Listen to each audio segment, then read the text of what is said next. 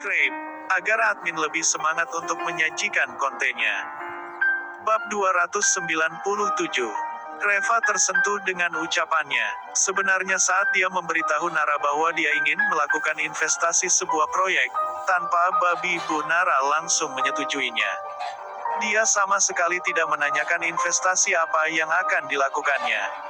Tidak hanya itu, Nara juga bahkan pergi meminjam uang demi memberikan dana investasi itu kepadanya. Ada berapa orang yang bisa mempercayainya seperti itu? Nara, terima kasih. Kau tenang saja, aku tak akan pernah mengecewakanmu. Ucap Reva dengan tulus dan serius. Nara langsung tersenyum dan bertanya, memangnya kapan kau pernah mengecewakan aku? Baiklah, aku tidak bisa mengobrol lagi denganmu. Aku masih ada banyak hal yang harus dilakukan di kantor. Jika papa dan mama datang ke sini lagi, kau tak perlu mempedulikan mereka. Kalau mereka benar-benar menjengkelkan, kau panggil saja petugas keamanan untuk mengusir mereka. Kalau terjadi sesuatu, aku yang akan berbicara dengan mereka. Kau jangan selalu membiarkan mereka menindasmu. Lalu Nara mengulurkan tangannya dan membantu Reva merapikan pakaiannya. Kemudian dia berbalik dan pergi. Reva mengepalkan tangannya dengan erat saat melihat punggung Nara yang menjauh. Dengan istri sebaik Nara, tak ada lagi yang dia inginkan. Kali ini, dia harus benar-benar menghancurkan keluarga Regata. Dia tak bisa membiarkan sesuatu pun terjadi kepada orang yang paling mencintainya. Setelah duduk di kantornya di sepanjang pagi itu, tiba-tiba Tiger mengetuk pintu dan masuk. Kak Reva, kau sibuk? Tiger menyapa dengan tulus. Reva dengan penasaran bertanya, ada apa? Apakah ada sesuatu hal? Tiger langsung berkata, oh, begini. Aku mendengar dari kakakku bahwa kau memiliki sebuah proyek baru-baru ini. Dan dia telah menginvestasikan sejumlah uang di dalamnya. Aku hanya ingin tahu apakah aku juga bisa ikut berinvestasi. Aku memiliki 50 juta dolar lebih. Aku telah menggadaikan beberapa real estate, bisnis dealnya. Dan aku mendapatkan sekitar 2 miliar dolar. Kak Reva, aku mau menginvestasikan semuanya. Reva menatap Tiger dengan takjub. Dia tidak menyangka bahwa Tiger memiliki aset yang cukup banyak dan sangat kaya. Tiger, apakah kakakmu tidak menjelaskan kepadamu? Kali ini aku akan bertanding dengan 6 dokter jenius dari 6 provinsi.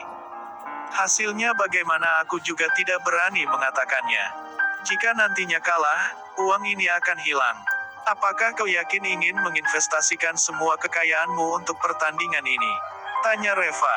Tiger langsung mengangguk dan berkata, Kak Reva, aku tidak mengerti hal-hal seperti ini. Kakak aku telah memberitahukan mengenai risiko-risiko dan yang sejenisnya. Tetapi Kak Reva, karena sekarang aku telah mengikutimu, jadi aku benar-benar mempercayaimu.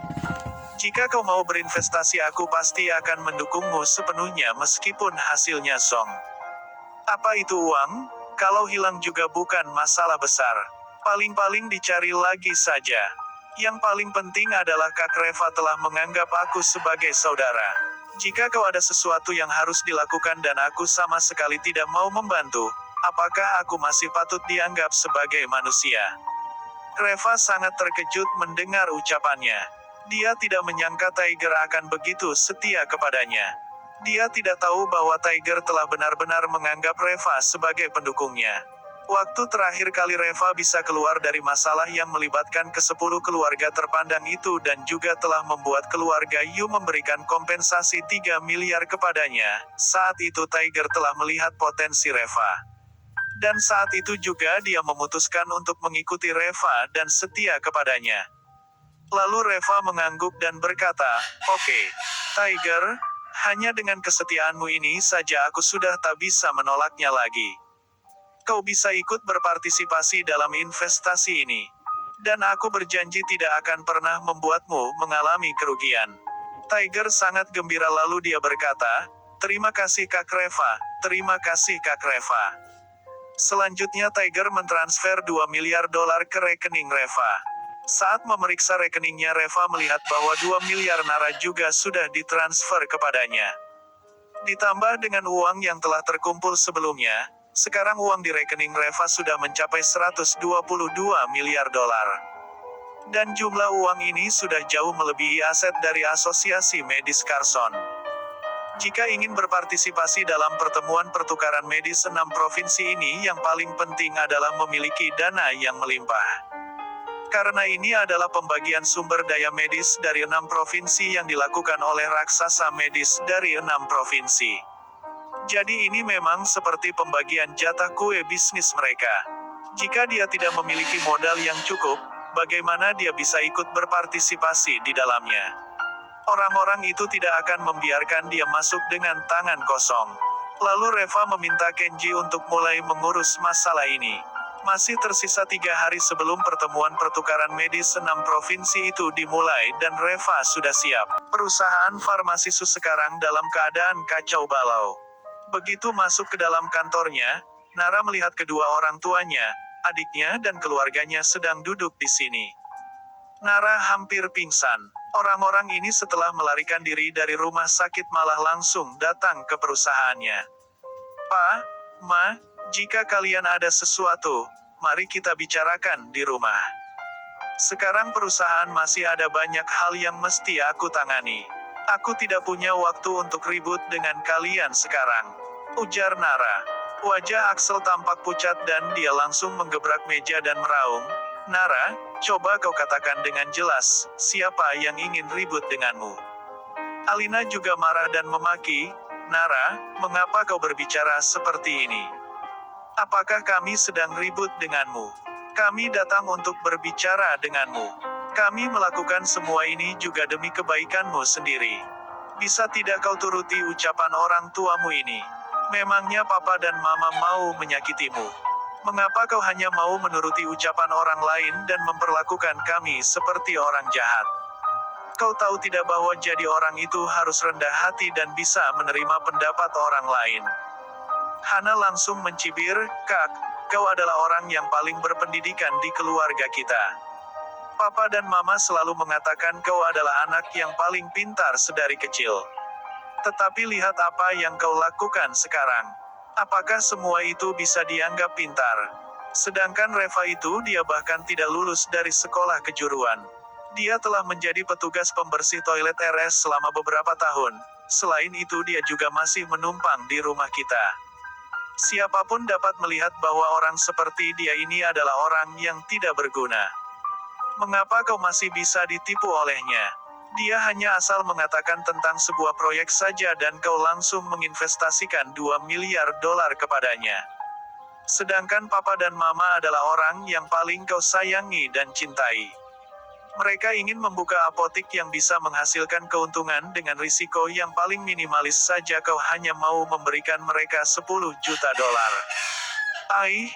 Aku sudah benar-benar tidak tahu harus berkata apa lagi. Meskipun kau ingin menjadi anak yang tidak berbakti, tetapi kau juga harus memiliki batasan. Kau bisa memberi 2 miliar kepada orang lain, tetapi keluarga sendiri 10 juta dolar saja, sulit sekali. Apakah seperti ini sikapmu sebagai putri orang? Lalu Axel mengibaskan tangannya dengan penuh amarah dan berkata, "Cukup sudah. Tak perlu omong lagi. Nara, aku tidak berharap kau akan lebih berbakti kepadaku. Sebagai orang tua kami juga tidak meminta balas budi dan jasa. Tetapi, bagaimanapun juga kami tidak bisa melihatmu ditipu mentah-mentah. Kami tidak bisa melihatmu menghancurkan segalanya. Nara, anggaplah Papa memohon kepadamu." Setelah mengatakan itu Axel benar-benar menjatuhkannya dirinya di lantai dengan keras untuk berlutut. "Pa," seru Nara. Dia bergegas membantu Axel berdiri tetapi dicegah oleh Alina. "Kau biarkan dia berbicara. Dengarkan apa yang papamu katakan," ujar Alina dengan suara kencang. Axel lalu berkata dengan suara gemetar, "Papa mohon kepadamu. Kau tarik kembali dana investasi 2 miliar itu. Jika kau bercerai dengan Reva, Papa dan Mama pasti akan membantumu mencari pria yang lebih baik. Pria yang 1000 kali bahkan 10.000 kali lebih baik daripada Reva. Asalkan kau sudah memiliki keluarga yang baik, jika mamamu dan aku harus mati sekarang pun kami rela dan dapat beristirahat dengan tenang." Air mata Nara berlinang. Axel ini bukan memohon kepadanya tetapi memaksanya. Nara, apakah kau masih memiliki hati nurani? Papa sudah berlutut di depanmu serta memohon kepadamu tetapi kau masih berdiri dengan tegak. Apakah kau tak bisa mendengarkan nasihat Papa sekali saja? Dia seperti ini demi siapa kalau bukan demi kau? Mengapa kau begitu tidak tahu diri? Hana meraung. Wajah Nara memerah dan dia juga ikut berlutut di lantai dengan bunyi gedebuk yang kencang. Lalu dengan gemetar dia berkata, "Pa, bisakah kau mempercayai aku sekali saja? Bisakah kau memberi Reva kesempatan sekali saja? Aku juga mohon kepadamu, aku mohon kepada kalian, jangan paksa aku lagi, oke? Tidak bisakah kalian mempercayai Reva sekali saja? Tidak bisakah kalian kurangi kecurigaan kalian terhadapnya?" Axel langsung meraung, "Kecurigaan? Kecurigaan apa? 3 tahun. Sudah 3 tahun. Sudah 3 tahun penuh. Apa yang telah dia lakukan? Apa kehebatannya? Bagaimana kau ingin kita mempercayainya?" Nara masih ingin berbicara tetapi tiba-tiba terdengar suara mencemooh yang datang dari luar pintu. Paman, kalian sedang apa ini?" Sepasang ayah dan anak sedang berlutut dan saling berhadapan. "Apakah kalian berdua berencana untuk saling memberi hormat?" Semua orang yang ada di ruangan itu langsung menoleh. Mereka melihat Xavier sedang berdiri di depan pintu dengan mencibir. Dan di belakangnya tampak orang-orang dari keluarga Su. Jangan lupa like dan subscribe agar admin lebih semangat untuk menyajikan kontennya. Bab 299. Lalu dengan cepat Axel dan Alina berdiri. Di depan keluarga Su, mereka masih harus menjaga harga diri dan martabat mereka. Bagaimanapun juga mereka telah diintimidasi dengan keras di masa lalu. Lalu Axel menggertakkan giginya dan bertanya, "Xavier, apa yang kau lakukan di sini? Di mana petugas keamanannya? Bukannya sudah diinstruksikan bahwa orang-orang ini tidak diizinkan sembarang masuk ke perusahaan ini?" Lalu Tommy keluar dari balik rombongan orang-orang itu dan mencibir, "Axel, baru beberapa hari tidak bertemu saja, temperamenmu semakin meningkat ya. Kenapa memangnya? Hanya karena putrimu adalah direkturnya jadi kau sekarang merasa bahwa kau adalah ayah dari seorang kaisar. Kau juga tidak pergi mengaca dan melihat dulu siapa dirimu itu. Masih berani mengatur-atur di perusahaan." Paras wajah Axel langsung memerah dan sambil menggertakkan giginya dia berkata, "Pak, aku tidak sama dengan kau. Aku bukan ayah dari seorang kaisar. Aku juga tidak mengatur-atur perusahaan. Hanya saja perusahaan sekarang berada di bawah pimpinan Nara. Dan sepertinya Nara juga tidak ingin bertemu denganmu." Tommy mencibir dan berkata, "Oh, kalau itu, dia tidak bisa menolaknya. Yang datang hari ini bukan hanya aku saja tetapi seluruh pemegang saham perusahaan. Gimana? Apakah kalian juga berencana untuk mengusir semua pemegang saham dari perusahaan ini?" Axel baru menyadari bahwa saat ini ada banyak orang di luar pintu dan semuanya adalah para pemegang saham perusahaan. Paras mukanya langsung berubah. Cara apa yang telah digunakan oleh Tommy untuk mengumpulkan semua pemegang saham perusahaan? Apa yang akan dia lakukan sebenarnya? Dan bersamaan dengan itu para pemegang saham langsung masuk. "Direktur Su, aku dengar operasional perusahaan sedang ada masalah akhir ini. Ada banyak klien kita yang meminta pengembalian uang deposit. Dan bahkan kontrak pesanan senilai 3 miliar dolar yang telah ditandatangani sebelumnya juga harus dibatalkan. Selain itu, dalam situasi seperti ini, kau juga masih menggunakan ekuitas perusahaan sebagai jaminan untuk meminjam 2 miliar dolar. Dan uangnya kau gunakan untuk berinvestasi dalam proyek yang tidak diketahui.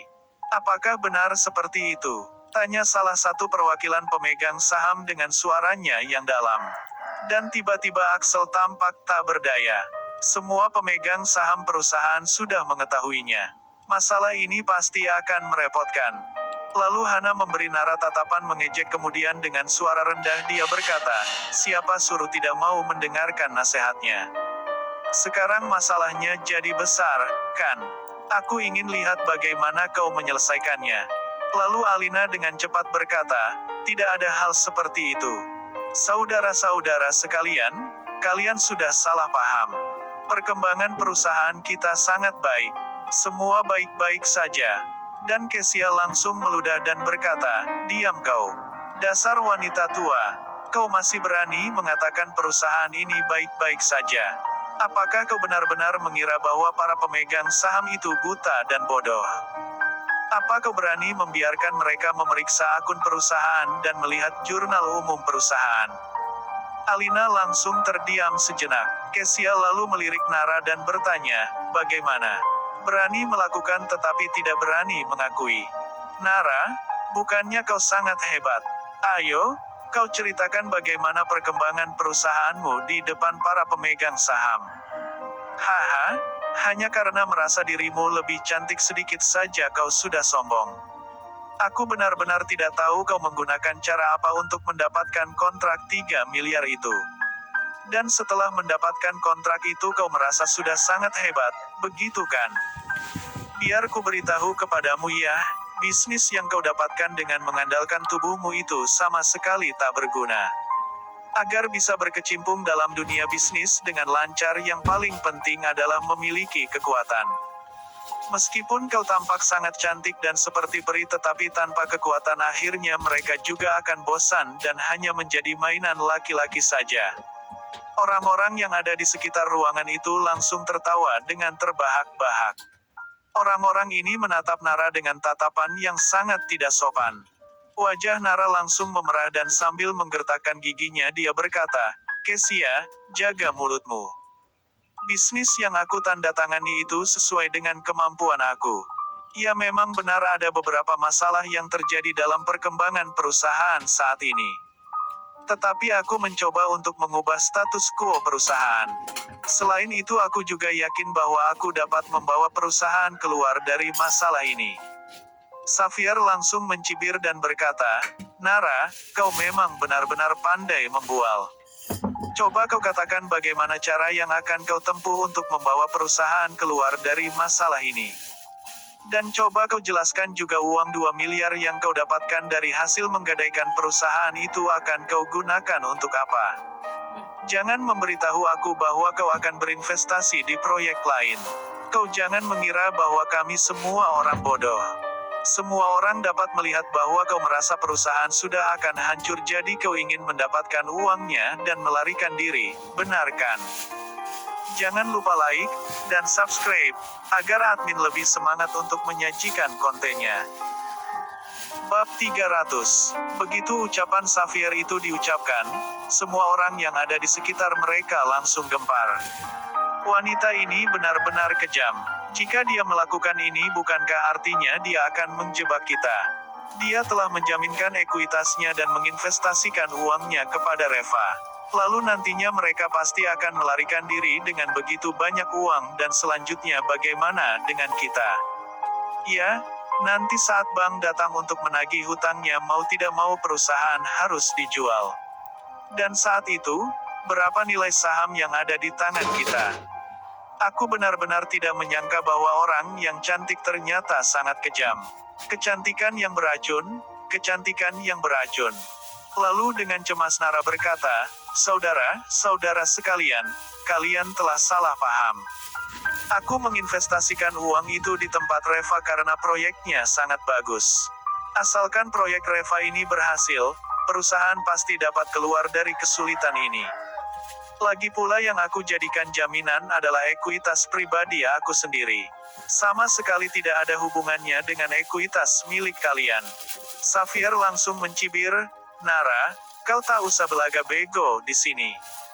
Apakah ini hanya masalah ekuitas pribadimu saja? Ini menyangkut kepentingan seluruh perusahaan. Begitu kau tidak dapat membayar pinjamannya, maka nilai perusahaan akan turun, dan pada saat itu berapa nilai ekuitas di tangan kita? Kau menjaminkan ekuitasnya dan mengambil uang pinjamannya di muka. Tetapi kau juga tidak bisa membuat kami semua celaka." Saat mendengar ucapannya itu, orang-orang yang ada di sana langsung meraung lagi. Air muka Nara tampak pucat pasi karena panik.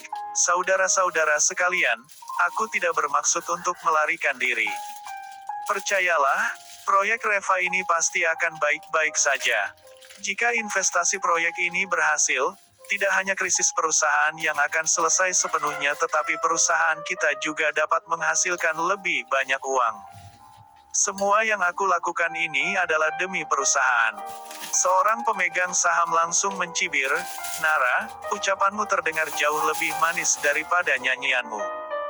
Kami semua sudah bukan anak-anak kemarin sore, jadi kau tak perlu menipu kami. Aku beritahu kepadamu, jangan mengira bahwa karena kau adalah direkturnya jadi kau dapat melakukan apa saja yang kau inginkan. Kami sebagai dewan direksi tidak setuju dengan investasi ini. Dan kami juga merasa bahwa kau tidak cocok untuk mengelola perusahaan. Kami harap kau dapat menyerahkan stempel resmi perusahaan." Para pemegang saham lainnya juga meminta Nara untuk menyerahkan kekuasaannya. Tentu saja ada beberapa pemegang saham yang berada di pihak Nara karena mereka percaya kepada Reva. Sehingga akhirnya kedua belah pihak ini bertengkar. Tommy yang berdiri di tengah-tengah kerumunan orang itu menunjukkan seringai di wajahnya. Kesempatan seperti ini sudah ditunggu-tunggu olehnya sejak dulu.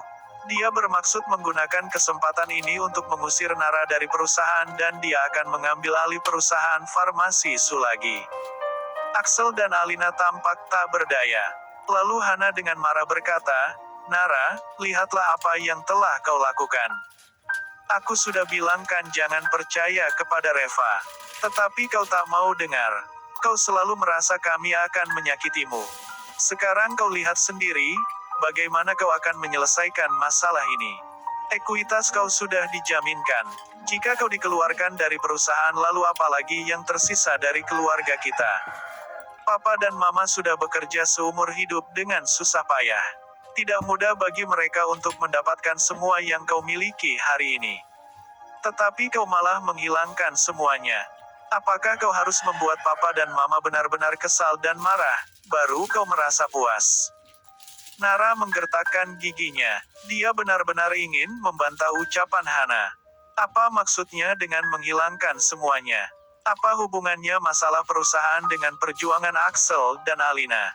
Alina menyeka air matanya dan berkata, "Aku sudah bilang sejak dulu bahwa Reva adalah si pembawa sial. Tetapi kau tidak pernah mau mendengarkanku." Nara, kau terlalu keras kepala. Ini semua salah kita. Saat itu kita terlalu terburu-buru. Bisa-bisanya kita menemukan bajingan seperti suamimu. Nara dengan kesal berkata, "Ma, bisa tidak kau berhenti memaki Reva? Sebenarnya dia telah melakukan kesalahan apa?" Dengan marah Axel membalikkan meja dan meraung, "Kau masih saja membelanya. Kau benar-benar ingin membuat kami naik darah ya." Bersambung di channel cerita